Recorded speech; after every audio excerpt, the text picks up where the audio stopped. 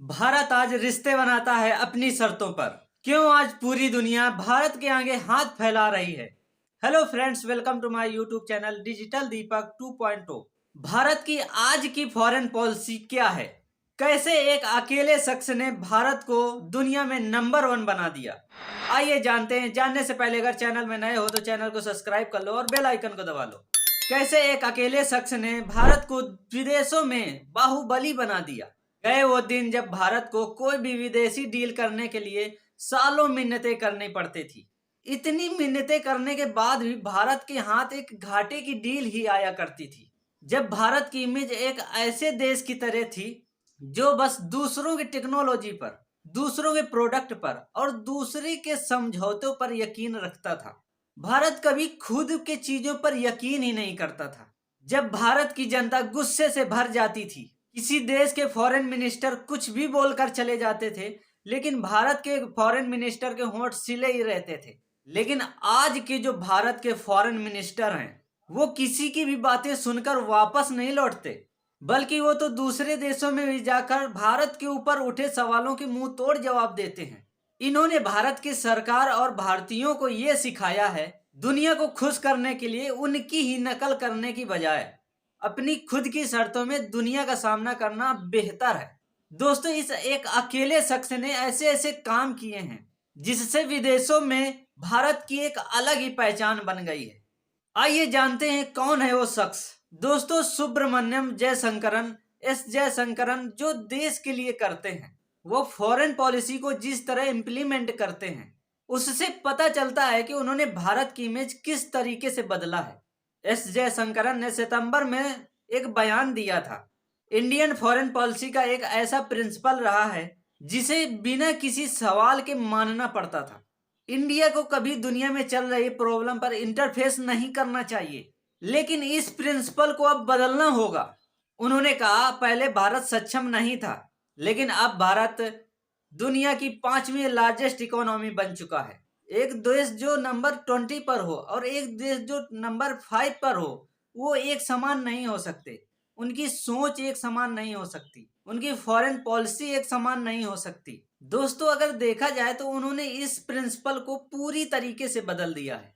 अगर पिछले साल की बात करें तो एस जयशंकर ऑस्ट्रेलिया गए थे और वहां पर मीडिया के उठाए हुए सवालों का मुंह तोड़ जवाब देकर आए थे।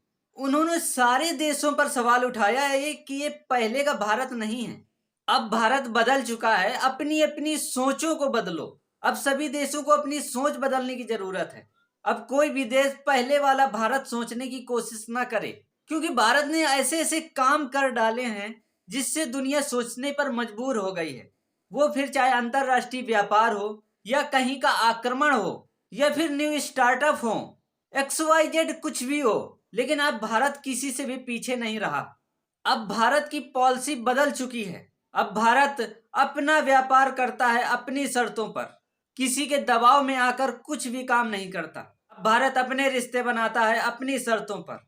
एक टाइम ऐसा भी था जब भारतीयों को अपने कल्चर और अपने सिविलाइजेशन पर शर्मिंदगी महसूस होती थी, लेकिन आज विदेशों में भी हमारा कल्चर तेजी से फैल रहा है। पहले फॉरेन की पॉलिसी सिखाती थी कैसे भारत अंग्रेजों का गुलाम रहा, पीड़ित रहा, लेकिन आज की फॉरेन पॉलिसी हमें इस बात पर गर्व करना सिखाती है कि कैसे इतने साल गुलाम रहने के बावजूद भी अपने आप को आजाद कराया।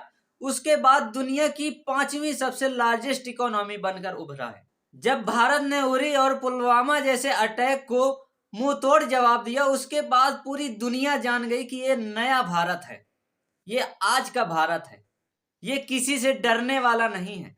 भारत अपनी पॉलिसी बदल रहा है। भारत विदेशियों की कंपनियों को अपने देश में शुरू करने की बात नहीं कर रहा है, बल्कि भारत में हो रहे नए स्टार्टअप को सपोर्ट करने में लगा हुआ है।